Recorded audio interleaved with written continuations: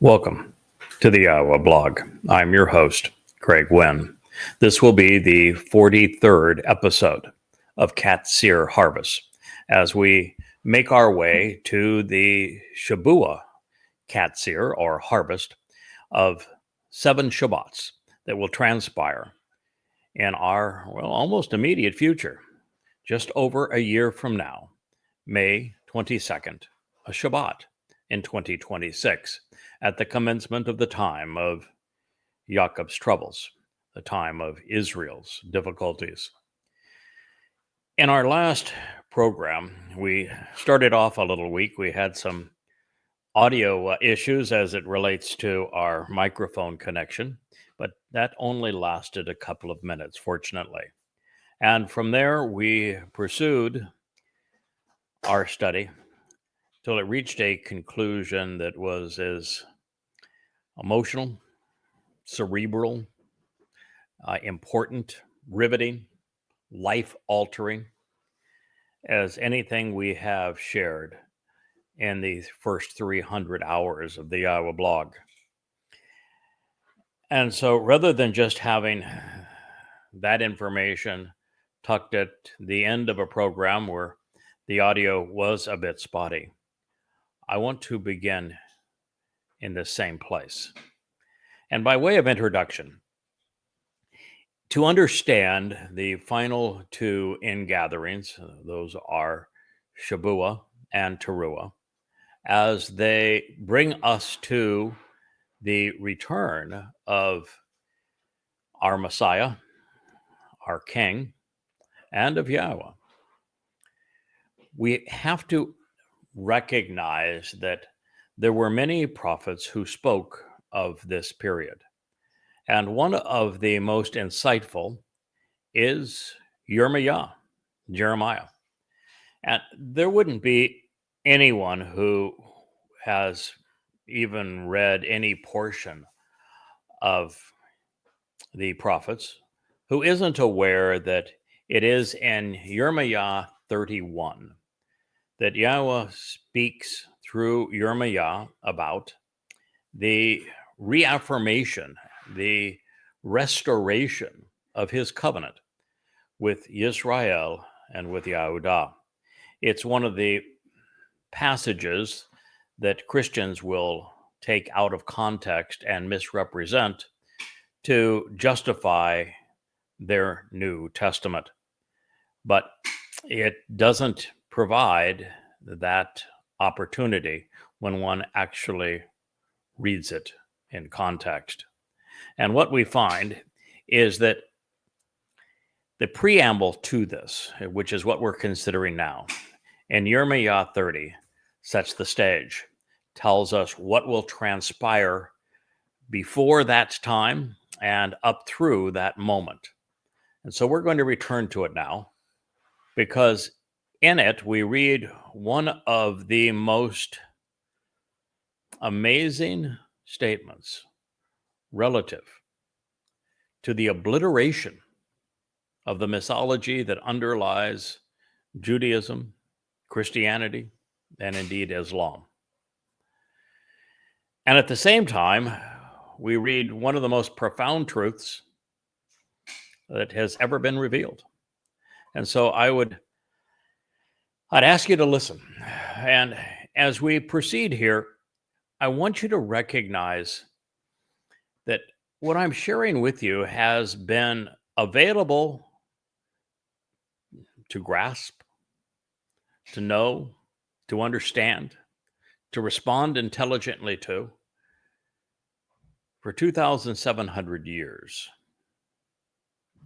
And yet, no one, not those who practice Judaism, not those who practice Christianity, no one has just simply acknowledged how profoundly important these words are, or what they affirm, which is the return of our beloved King, to David.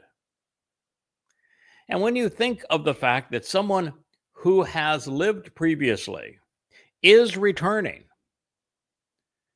then you're at liberty to recognize that if Yahweh is promising to do this such that though David has two lives, one 3,000 years ago and one that will commence again here in just 8.5 years from this recording,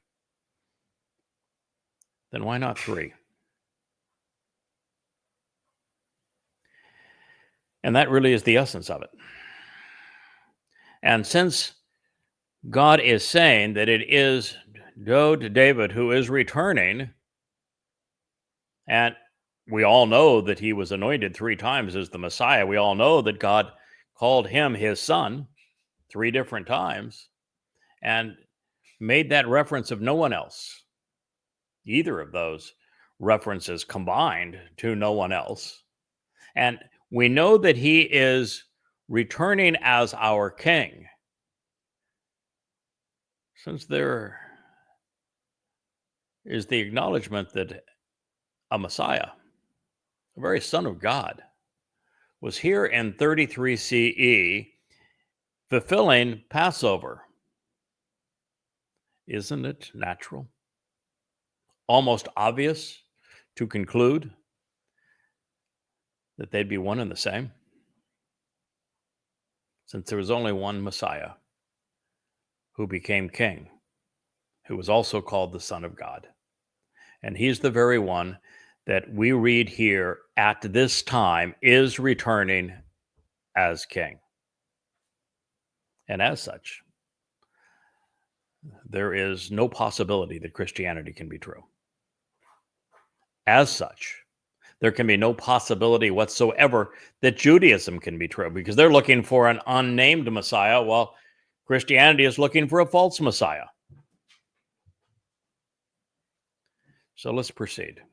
This is the preamble to that powerfully important prophecy that's found in the 31st chapter of Yirmiyahu.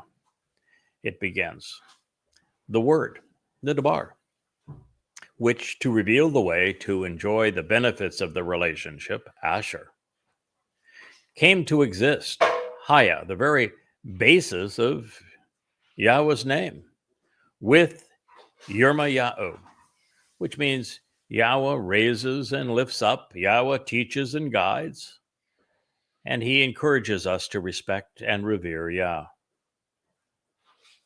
Commonly transliterated as Jeremiah. From Yahowah. Yahweh pronounced as instructed in his Torah, as conveyed through the very verb that he explained to us, served as the basis of his name, Haya. To announce, Lamar. This is what Yahweh, not the Lord, not Hashem, not Adonai, not G-D,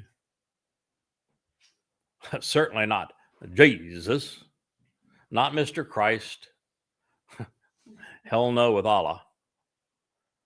No, doesn't say any of those things. This is what Yahowah.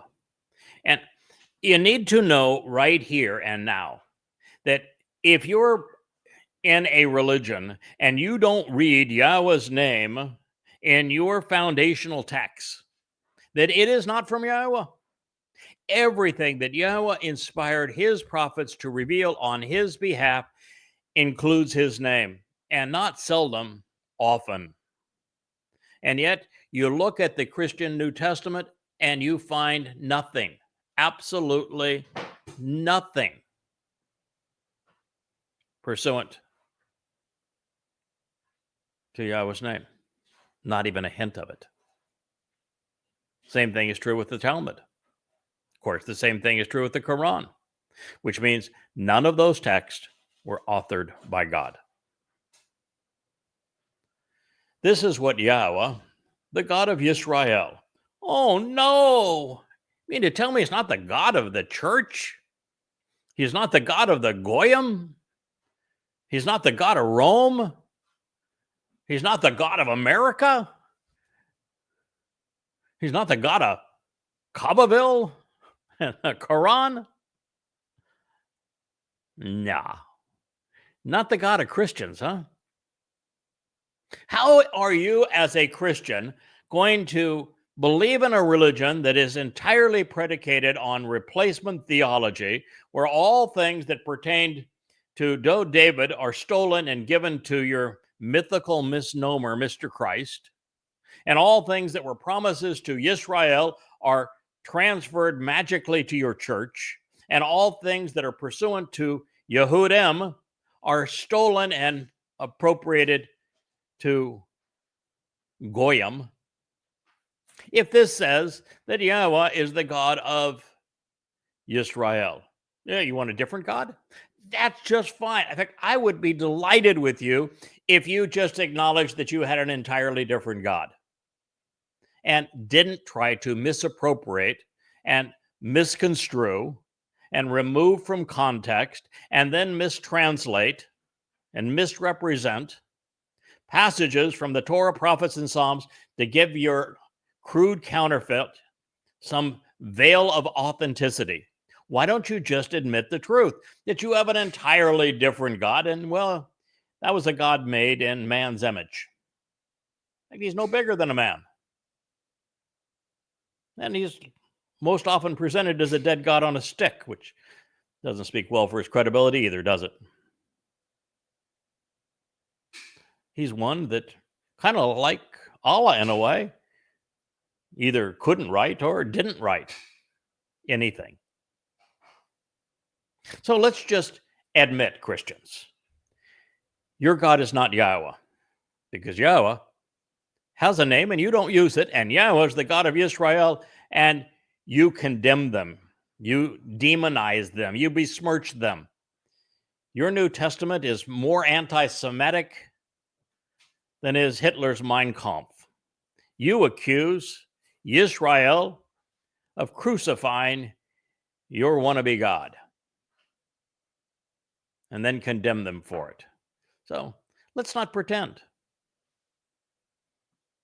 The God of Israel proclaims, so as to declare, of your own volition, write, katab, all of these words, eth kol ha dabarim, every one of these statements, which to lead to the proper path to get the most out of life, Asher, I have and will be speaking to you about Dabar, El Atah, doing so in a written document so that there is a permanent record, El Shefer, Yirmiyah, Jeremiah 30, 1 and 2. Well, that would be a real problem for the pretense of a Christian New Testament and a Quran, wouldn't it? Even for a Talmud that claims to be an oral Torah. Because when God speaks through a prophet, he tells that prophet to write down everything he is saying at the moment he's saying it. Didn't happen in the Christian New Testament, did it? Not once, not ever. You don't even find a hint of anything written for another 30 or 40 years, decades. And of the Quran, it's even further out than that. Neither Muhammad nor Allah could produce a book. One wouldn't materialize until almost 100 years thereafter. And of course, how can there be an oral Torah, now called a Talmud, if God told his prophets to write everything down? As I shared with you previously, there's a reason that God wants his testimony written down. The most important of those is there can be no prophecy without it. Because to convey something orally, and then when something happens that seems to correspond to it, you don't have any proof. You can't prove that the promise and the assessment, the future history, was revealed prior to the event being fulfilled. The only way that you can validate prophecy is to have a written text that precedes the fulfillment.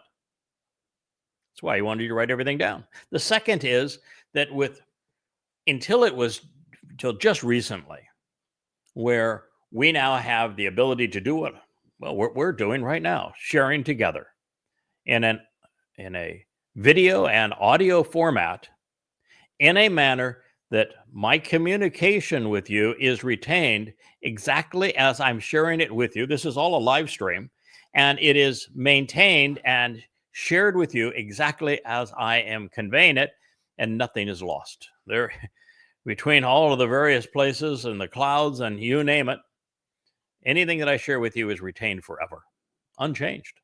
So now we have a way to communicate audibly, and I can speak as the Kol voice of Yahowah, as the Bashar herald of King Dode, and it can be retained. But that is a very new phenomenon, something that Yahowah asked me to transition to after I had finished composing the books that you see behind me.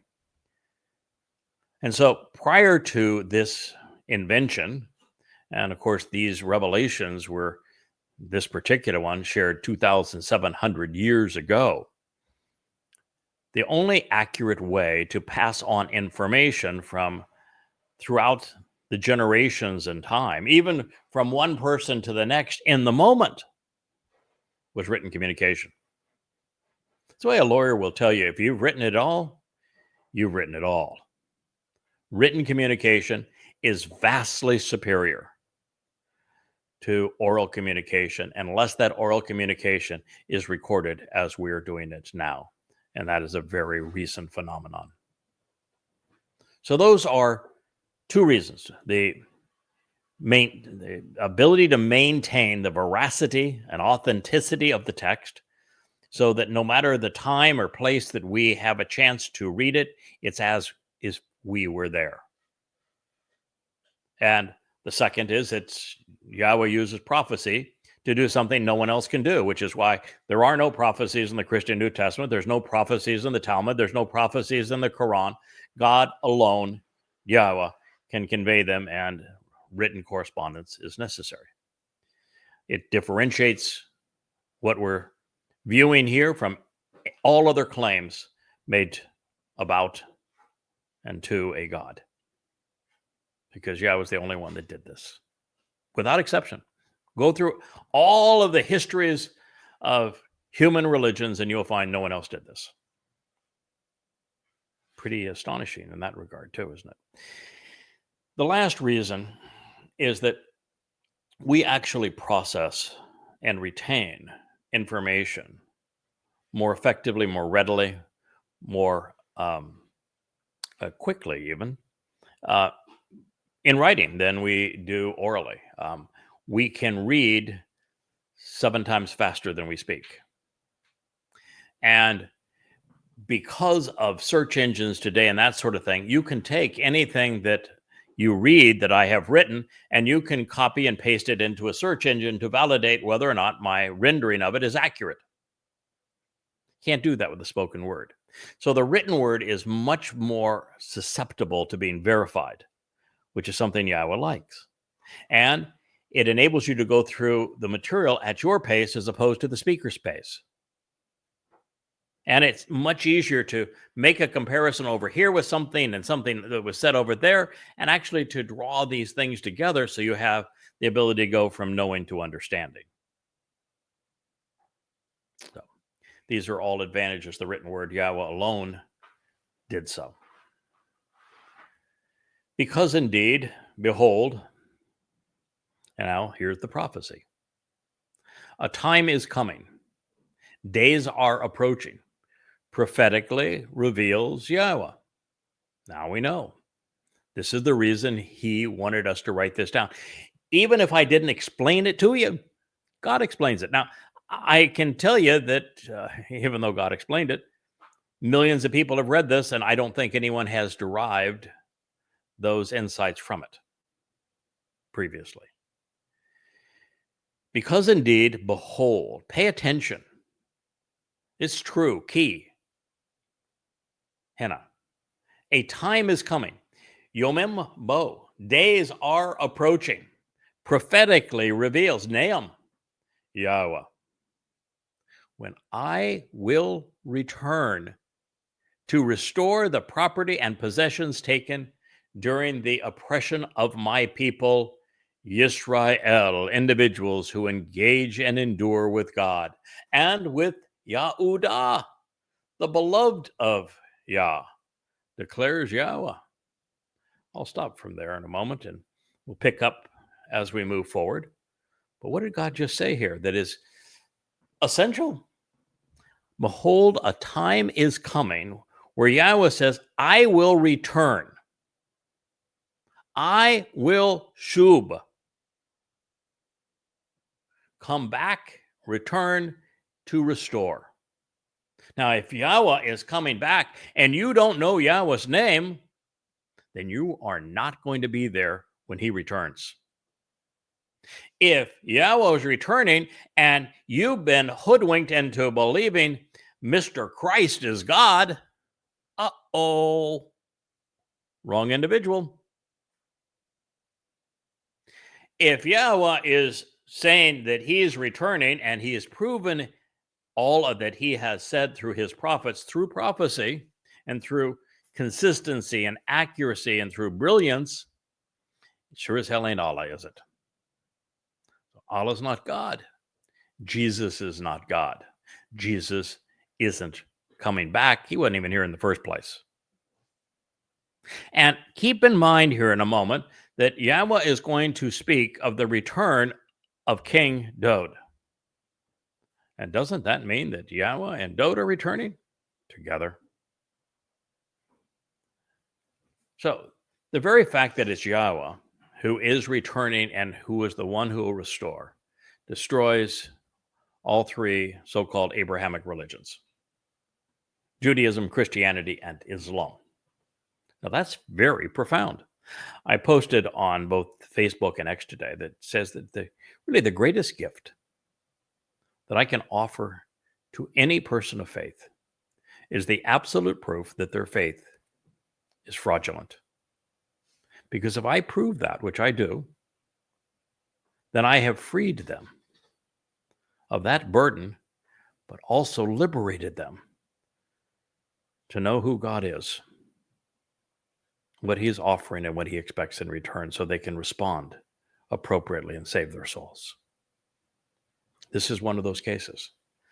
The very texts and prophets that Judaism, Christianity, and Islam all agree were inspired by God say that God is Yahweh, that he is returning, and that he is the God of Yisrael and the God of writing. Because indeed, behold, a time is coming, prophetically reveals Yahweh, when I will return and restore the property and possessions during the oppression of my people, Yisrael and Yahudah. Well, guess what then? He can't be coming for a church. He can't be coming for no stinking Christians. No possibility whatsoever. You carry this around with you. You've got this thing you call a Bible. It's got this statement in it. It says this emphatically. And that means that the basis, the very foundation of your religion is a lie. Now, why would you believe something that is contradicted by something you think is inspired, or you're told you believe, and you should believe was actually inspired by God? He just said that he is coming back, and he's coming back for Israel and for Jews, Yehudim and Israelites, which means he's certainly not coming back for a Christian church, is he? So God just disproved your religion, Christians. Why don't you believe him? Why don't you listen to him? How can you claim that the God of what you call the Old Testament, when he contradicts the foundation of your religion? I mean, process that for a moment. How can you be a Jew and be influenced by Judaism and rabbis when they deny Yahweh's name, when they've erased Yahweh's name from their lives, where they never speak of Yahweh or him coming back, or of him playing any role in the restoration of Yisrael and Yehudim? Why have they lied to you about that? What did they seek to gain by intervening between you and Yahweh, erasing everything that can be known about Yahweh, removing him from your lives, ignoring the fact that he said he was going to return so that they alone could be in charge. Think about that.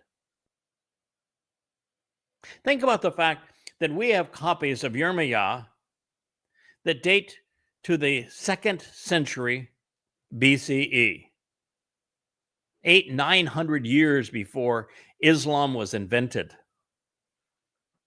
that specifically say that God's name is Yahweh, and that his people aren't Arabs, but in fact are Israelites and Yehudim, and that he's coming back for them to return to them what you Muslims stole from them, what you Christians stole from them. Just process this for a moment. Open up your minds, and you'll recognize that the very statements from God absolutely, unequivocally, undeniably invalidate your entire religion. There is no Mr. Jesus. There is no Christian New Testament inspired by God. There is no Talmud inspired by God. There is no institution of rabbis. There is no Christian church. None of it can exist in the face of this testimony. Now, I can just, well, today I expected, since I posted this on both X and Facebook, just to watch the clicker count down as to how many people would do everything they could to deny reality, run from the truth. Didn't happen, surprisingly, today. And I'm hoping it's not happening as I'm speaking to you now. This is the greatest gift anyone has ever given to those of faith, to show to you that your faith is in that which is an absolute fraud. You have been defrauded. You have been cheated. Don't let them continue to control your soul. Because indeed, behold, a time is coming, reveals Yahweh, when I will return and restore the property and possessions taken during the oppression of my people, Yisrael, individuals who engage and endure with God, and Yehudim, the beloved of Yah, declares Yahweh. Then I will return them, bringing them back to the land, that for the benefit of the relationship I gave to their fathers, and they will receive it as an inheritance. Yirmiyah 33. Oh, pretty outstanding prophecy there that's been fulfilled, hasn't it? Unlike any other people in all of human history, after thousands of years of being separated from their land, Jews have been brought back home. Now they're fighting to survive in their very homeland. But in fact, God fulfilled this prophecy. He did for them what has never been done before. After 16, 17, 18 centuries, from between 70 and 133 CE to 1948, 18 plus centuries, God brought his people, Yisrael and Yehudim, back home to Yisrael and Yahudah. And now he is calling the rest of you back home. I read in a post today that there are right now an equal number of Jews living in the United States and Israel. About 7.6 million in both places. So there's 7.6 million of you that are already back home. You're not back in the covenant home, but you're back in the physical home of Yisrael. We got to take that next step too. And then we need to get Jews from around the world back home. There's some 16 million Jews, almost 17 in the world today. And I was noted, it was interesting when you note that about 90% of Jews in Israel speak English, maybe 80% because of the Haredim. And the fact that 100% of the Jews in America, which is an equal number, 7.6 million, speak English as their primary language, and that the next largest repository for Jews worldwide is in Canada, where they speak English, and then in Australia, where they speak English, and again in the UK, where they speak English, and even in France, the number one alternative language for most people who live in France is also English. It is the dominant language of Jews worldwide. No, they're not even close. I mean, Hebrew is a distant third, second, in terms of the language spoken by Jews. More than 3 times, maybe 4 times more Jews speak English, even as their primary language, than Hebrew, which is why Yahweh asked me to bring this message to you, translating Hebrew thoughts, Hebrew words in English. God's inviting you home.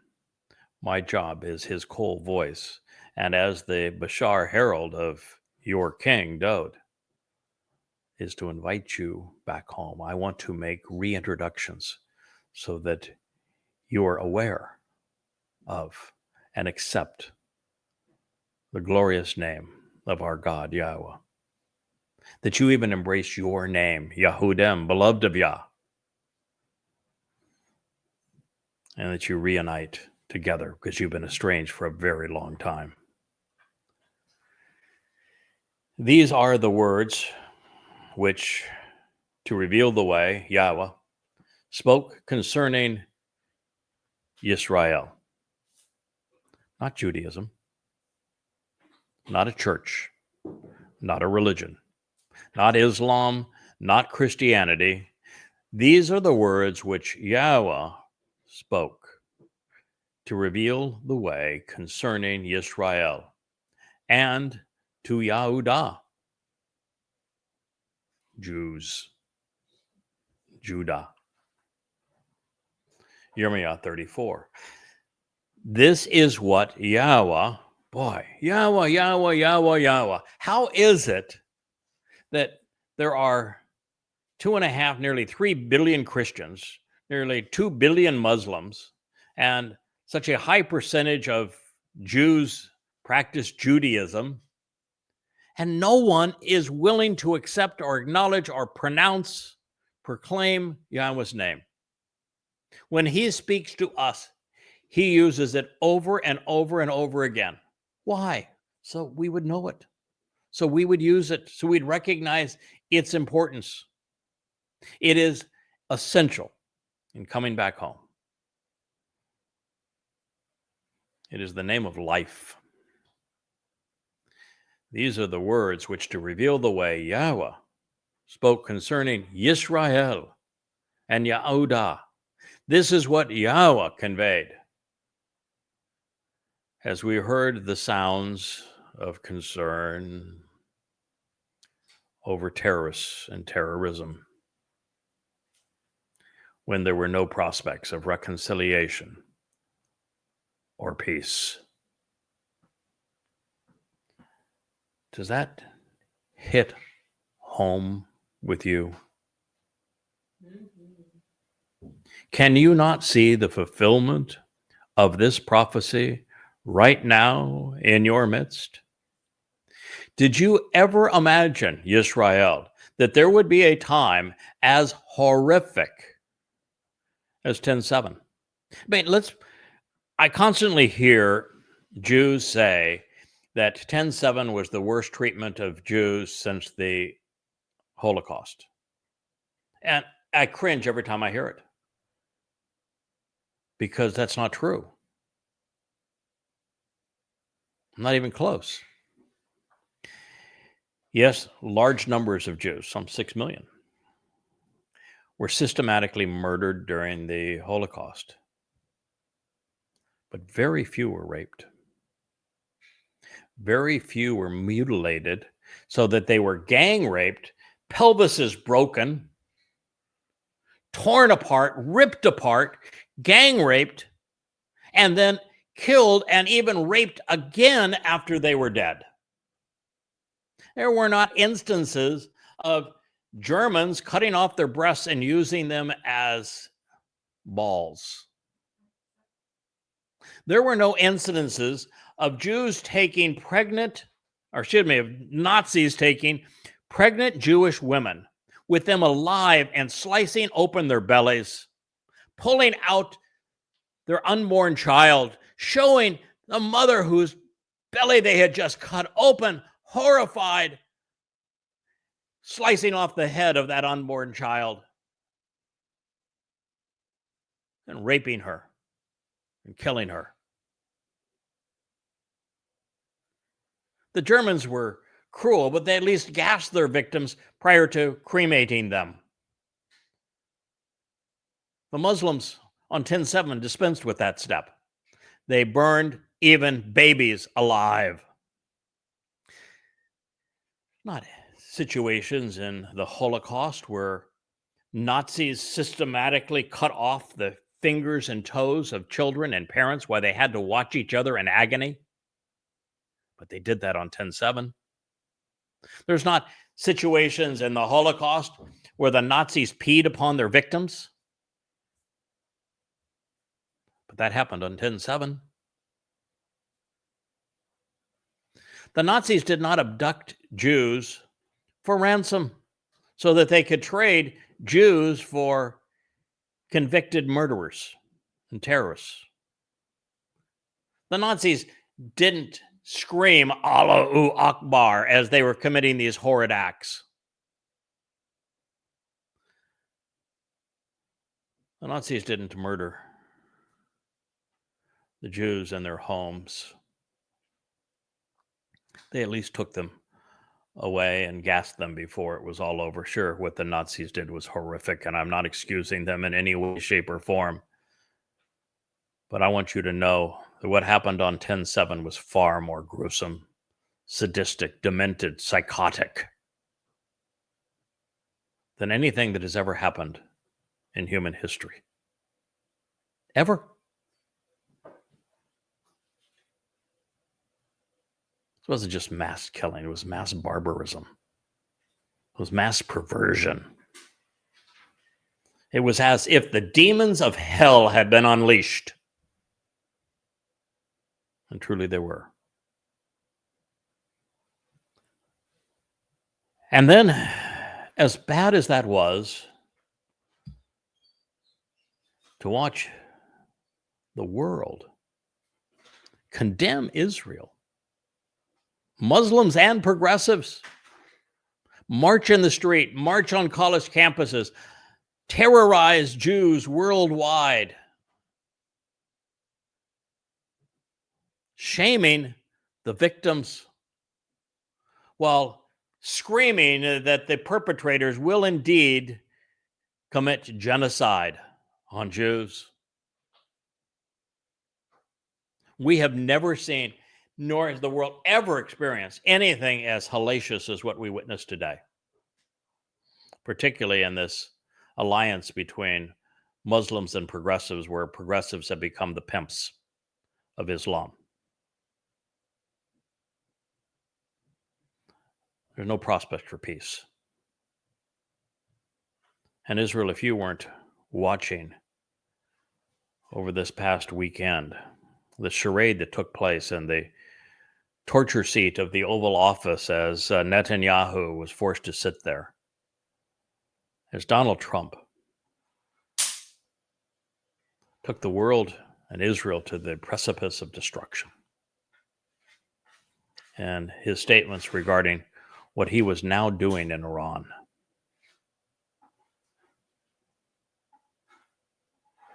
It's hard to imagine. And then when the subject of Erdogan came up, because Erdogan just prior to that has stated that his intent was the annihilation of Israel, the complete and utter destruction of Israel. This is the dictatorial head of a very large Islamic country that's part of NATO, and he declared that his hope is to destroy Israel, wipe it off the face of the earth. And when asked about that, Trump giggled and said, "Oh, I have great respect for Erdogan. He has great respect for me. We get along wonderfully."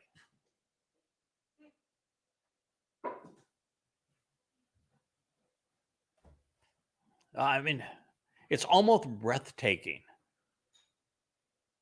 how hideous what is happening in this country and around the world. All while the door is being wide open for Trump to be played a fool in dealing with Iran, something he is completely ill-prepared to deal with, giving them hope of a negotiated means to keep up their nuclear arsenal. And they're not developing a bomb anymore. They have far more 99% enriched uranium to have an entire arsenal of bombs. That's already now done. And because the United States started this proxy war with Russia and sanctions forced Russia and China in bed with Iran, and both of those are nuclear countries, there's nothing now precluding Iran from having everything they need in terms of their missile delivery systems and the final technological hurdles to taking all that enriched uranium and having an entire arsenal of nuclear weapons. Donald Trump just made it inevitable. There's no prospect for peace. There's no prospect of reconciliation. Islam is a death cult. It has Israel in its sights. It smells blood in the water. They know that what happened on 10/7 is indefensible, that the vaulted IDF is spectacular when it goes against an air force or a formal army and tanks and personnel carriers, but that it has absolutely no chance, doesn't even know where to begin, can't even get out of its own way to begin when anticipating or defending thousands of jihadis on foots and motor scooters, carrying, in most cases, hoes and knives. No idea. And still doesn't know. And so what the Islamic world found out is all you've got to do is lay in wait, and the next assault is going to be 1,000 times more jihadists. And there's nothing that Israel's going to be able to do to defend itself. And it is inevitable. The prophets have already spoken about it. They've witnessed the future of Israel. And that's what's going to occur. There are no prospects of reconciliation or peace. And as I speak to Israel, as I plead with the most gifted spokesmen and women on X, Facebook, reaching out to Israelites, trying to spare Israel's, trying to encourage the very salvation of Israel, its right to exist, as it goes to the reconciliation of Israel. Frankly, I'm making very little headway. Jews are not ready to give up politics or religion. They're not ready to acknowledge that everything they've done prior to, during, and now following 10/7 has been counterproductive. They like to show pictures of Gaza and say, this is what losing looks like. No, they've made a bad situation worse. Gaza is uninhabitable. So what's going to happen with those Muslims? Eventually, they're going to go elsewhere. And as they go elsewhere, Israel's going to lose the ability to control their access to weapons. Because Egypt and Jordan aren't going to take enough of them. Ultimately, the world's going to demand that they be allowed to have their own state carved out of the heart of Israel, and the two-state solution is going to be imposed. And then Muslims armed to the teeth are not just going to come from all around Israel. They're not going to come this time just from Gaza. They're going to come from the north out of Lebanon and out of Syria, from the east out of Jordan, of course, through the Sinai and through Gaza into Israel. But worst of all, they're going to come from the inside out through this state of Islamic terror that's going to be imposed on God's people. There will be no prospects of reconciliation and peace. That's the prophecy. God's not telling you this because he imposed it on you. He's telling you this because of what you've done to yourselves. And yes, you're at fault, Israel. Your rabbis created Islam. Without the rabbis, there is no Quran. Islam would have died as nothing more than another adaptation of Genghis Khan, Kublai Khan, or Tamerlane. Nothing more. All of the religiosity of the Quran comes from the Talmud stories that rabbis sold to Muhammad that he twisted and then claimed he got from Allah to give his Quran a sense of religiosity, so that the terrorist manifesto and death cult had a veneer to give it credibility. You created that religion. You actually created the religion of Christianity. Without Paul's rabbinic training, he never would have been able to pull off the ruse of those 14 letters that he wrote that became the foundation of the religion. And of course, you created Judaism.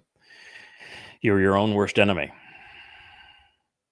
Alas, assuredly this time will be so different that there has never been anything similar to it. You've endured the great hardship of being enslaved by the Egyptians and them perpetrating apartheid and genocide upon you. You've endured the great hardship of having 10 of the 12 tribes hauled off naked with chains through their noses, marched off into Assyria by the Assyrians to be slaved again. You've endured the great humiliation of watching the great home of YAHOWAH destroyed as you were hauled off into slavery in Babylon. You've endured the attacks again of the Egyptians and then of the Macedonians, the degradation of the Second Temple by the Macedonians, by Epiphanes. And then there was the first attack by Rome under Pompey, when you had infighting between two Jews that were complaining that being high priest was more lucrative than being king. And then, of course, they came back when you were fighting against yourselves again, when Nero sent Vespasian and his son Titus, and they destroyed the Second Temple, killing thousands and thousands of Jews. And then they returned again under Hadrian, killing hundreds of thousands of Jews and causing the diaspora as a direct result of the founder of Judaism, Rabbi Akiba, foisting a false Messiah on you. And then the rabbis kept you in isolation and in shuttles, combined with the religion that you created of Christianity, only then to be attacked by the religion you also created of Islam. And even in all of that, and having to endure the Holocaust, the pogroms of Europe and the Holocaust that took place under the watchful eye of the Roman Catholic Church and was pervasive all the way through Europe, where 6 million of you died 1.5 million young children. God is telling you now that what you're going to endure is so different that there has never been anything similar to it before. And you got a taste of that on October 7th, which happens to be to the day exactly 10 years before it is all over on October 7th, 2033, year 6000 Yah. He's saying, so what you're going to experience will be unlike anything, even the Holocaust. Never been anything like it. Then he says it's the time of Jacob's troubles. This is that 7-year period that starts at the Shabat harvest in 2026 and ends at the Towrah harvest in 2033. And yet from it, he, speaking of Jacob, will be liberated and saved.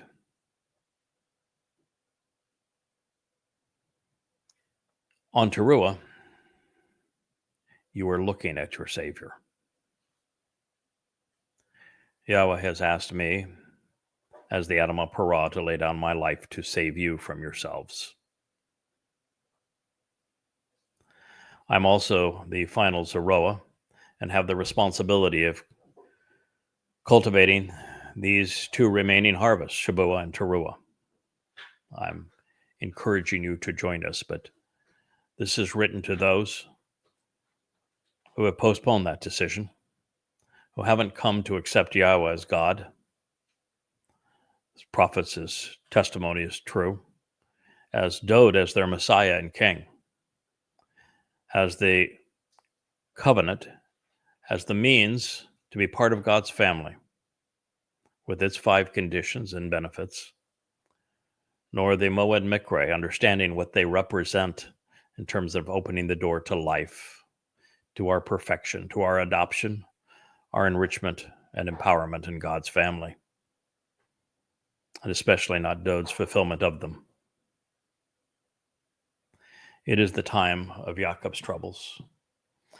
And from the end of it, those who survive to the end, on Towrah,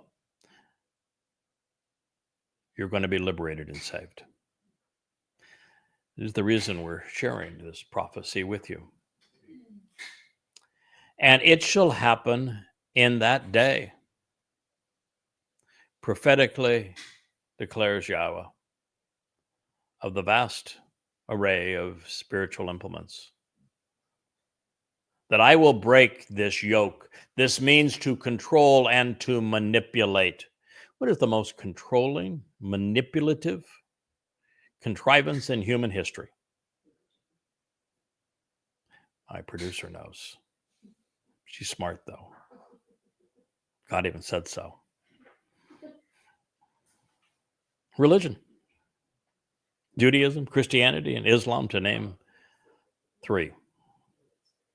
They are all control mechanisms. You want to see control? Look at all the dunderheads that are Haredim walking around in their morning suits with their black hats and their little curly cues and their phylactery boxes on their heads. Yeah, look at them. All doing exactly what they're told. All figuring out 1,000 ways to do nothing and to make the Shabbat miserable. I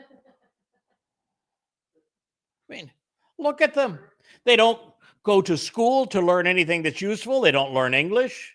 They don't even like Hebrew. They prefer Yiddish. They're totally and completely indoctrinated. They're told who to vote for, when to vote, how to vote. They're told what to eat. When to get married. Everything in their lives is controlled. And you know it.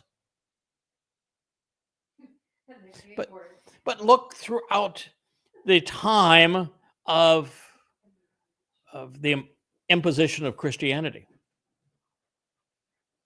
where you either capitulated to Christianity or they tortured you to death. Most people would consider that to be manipulative. Or how about Islam? In the first 100 years of Islam, they raped, which is fairly manipulative. In fact, that would define control, wouldn't it? Plundered, enslaved, which would be, well, the very definition of being controlled, and murdered. 200 million people. At the time, that was a third of the planet's population. Religion is the most controlling artifact that man has ever created. Nothing is as controlling or as manipulative as religion. And what is second onto it? Smart girl again. Politics, governance. For most of human history and for every Islamic country today, of course, there's kings. And in a kingdom, there's only one person that has free will.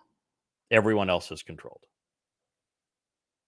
And every one of those kingdoms, and even the kingdoms that exist today in the Islamic world, all imposed apartheid.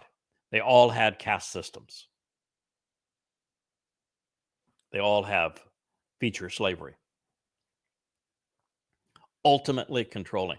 And what happened in Babylon and has been pervasive throughout history is this integration between religion and politics to control everybody all the time and everything. God says, I'm going to break that. There will be no influence whatsoever of religion and politics when Yahweh returns. None.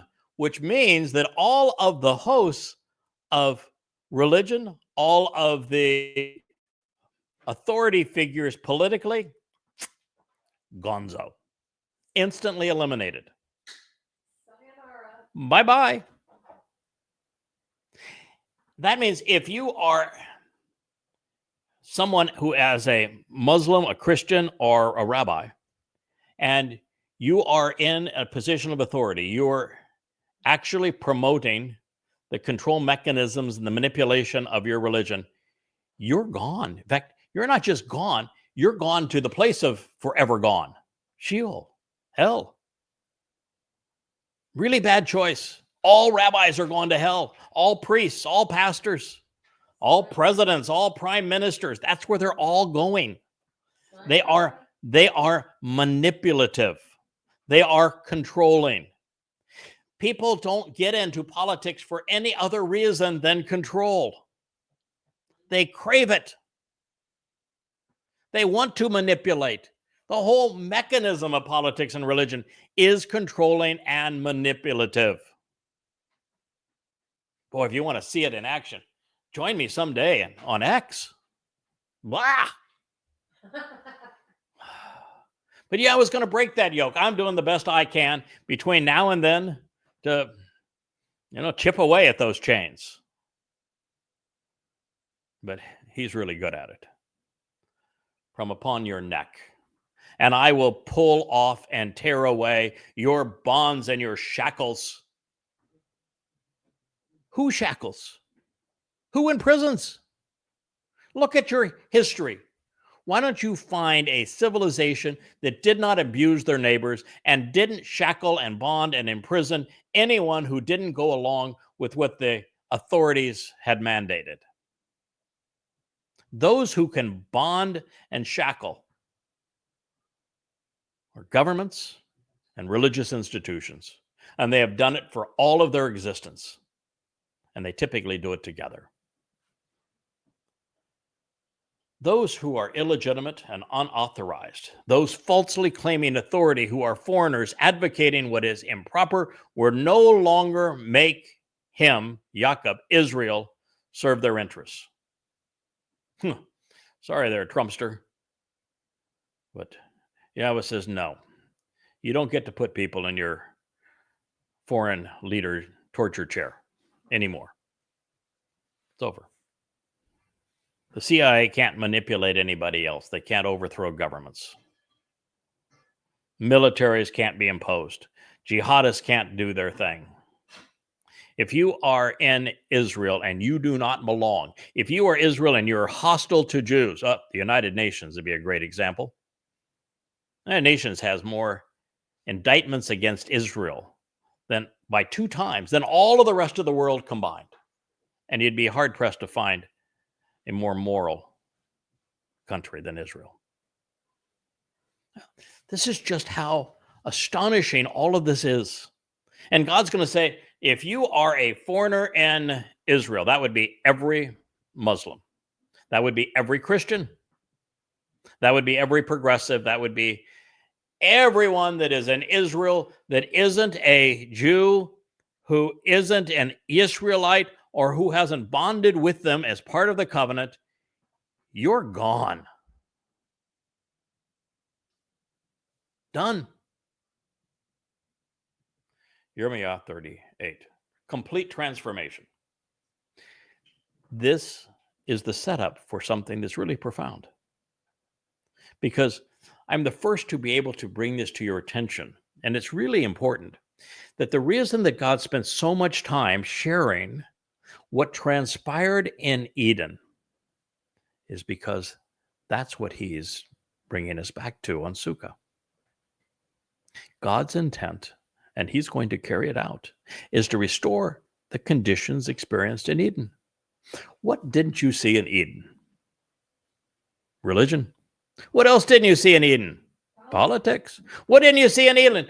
There was absolutely no authority figure imposed on anyone. Simple, beautiful, personal. That's what's happening. So all of the religious influences, all of the political influences, all of the militant influences, gone. Completely. This brings us to the statement that concluded our program yesterday, the 42nd episode of Qatsyr Harvest, as it reached a crescendo that I don't think I've ever been quite that passionate with you. And here we are now, we're over an hour into this program, and we've just come back to that point. And the reason we have done that is that what God is sharing with us is so profoundly important when we analyze every word of it, when we apply those words, when we're rational about it, and we recognize that he has destroyed all credibility of religion and politics. All of them. And all forms of armies and patriotism. It's gone. Israel is for Israelites. So here we are. Instead, they will serve with. Whose name do you think comes next? Do you think it says Mr. Christ? Nope. You know how many times Mr. Christ's name is mentioned in the Torah and prophets? 0. Goose egg. They're going to serve with G-D. Nope. How about Hashem? Nope. Allah. Don't make me laugh. They're going to serve with Yahowah. If you don't know Yahowah, you are among those who won't even say his name, then guess what? You aren't going to be among them. And they're going to serve with Yahowah. Abad, they're going to work with Yahowah. Yahowah is not into entitlements. He's not into welfare. He's not into food stamps. He's not into big, collective, liberal government. Oh, you want to be part of forevermore with God?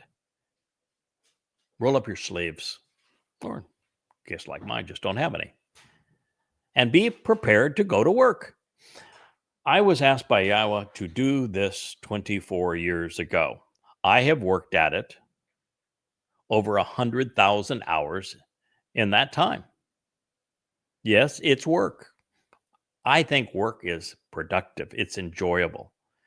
At the end of the day, you've accomplished something. You feel good about your life. You're healthier. You know, I'm 70 years old. My wife is giggling here because I don't look it, I don't act it. And the more devoted I am to working with and for Yahowah, the younger I become. Stronger, healthier, sharper I become. And it's obvious. Yahowah wants us to work with him.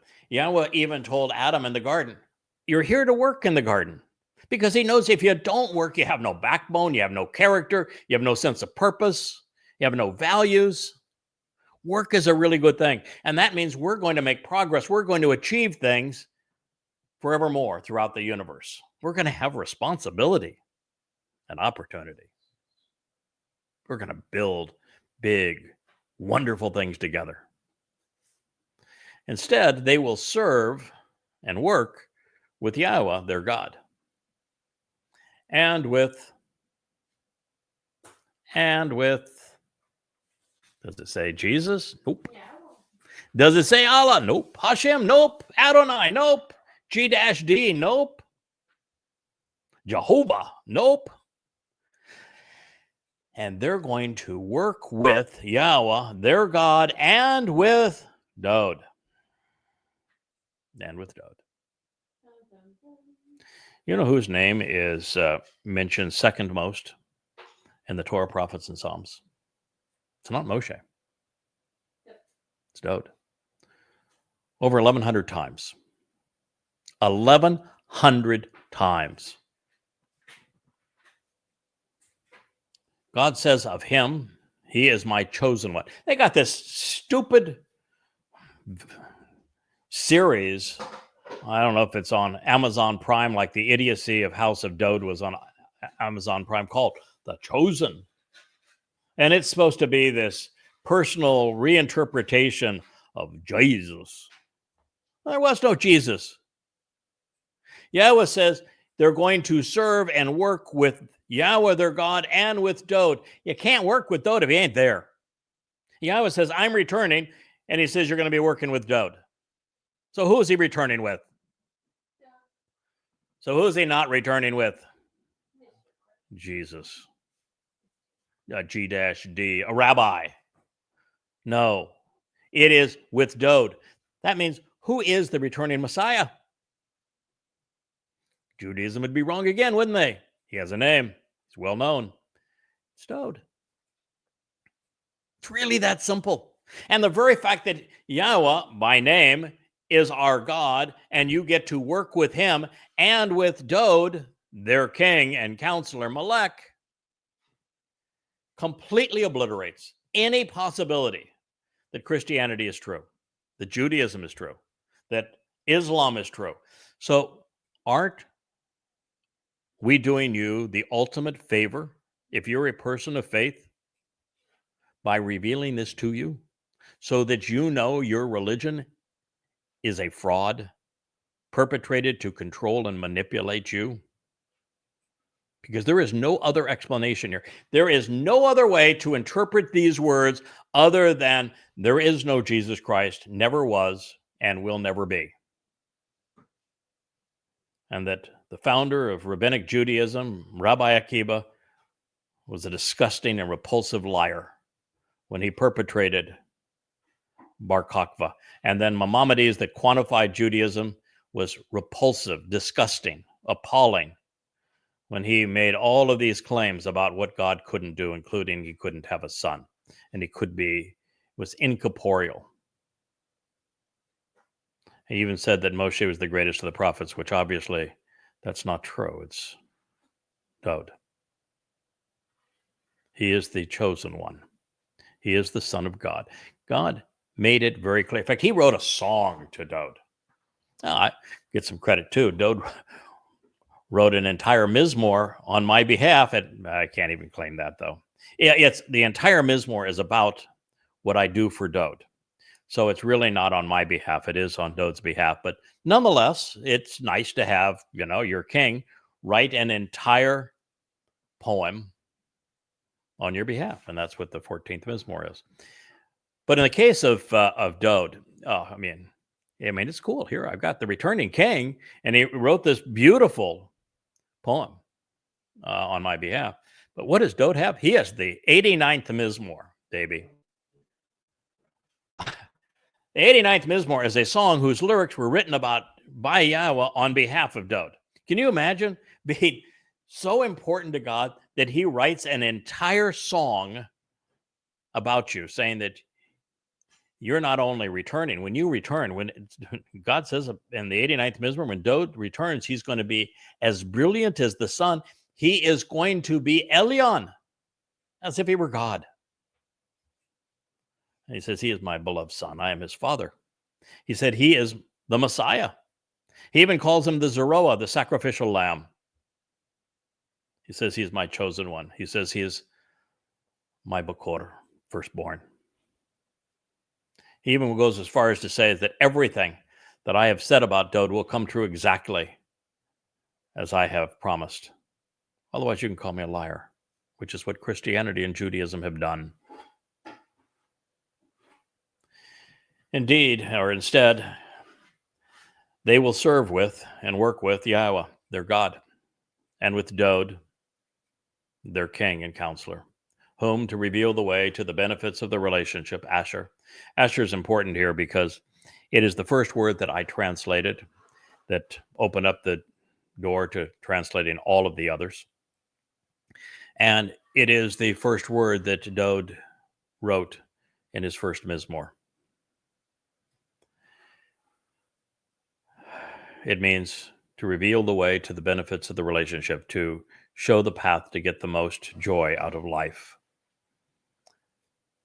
He says, whom to show the way, Dode, their king, whom to reveal the way to get the most benefits out of the relationship, I will raise up and establish for them.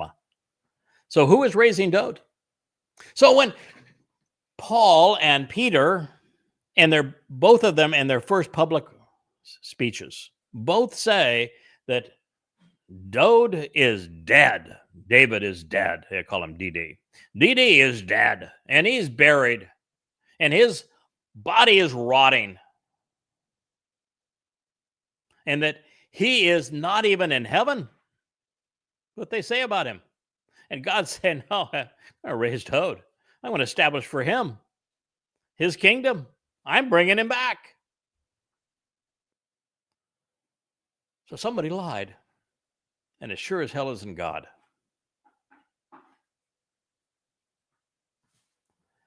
Then Jacob, my co-worker, that would be Israel, you will have nothing to fear. Yahweh reveals well in advance of it occurring. Nor will you be confused or dismayed, Yisrael, because behold, I will save you, delivering you from being distant and alienated, along with your offspring, from the realm of their exile and captivity.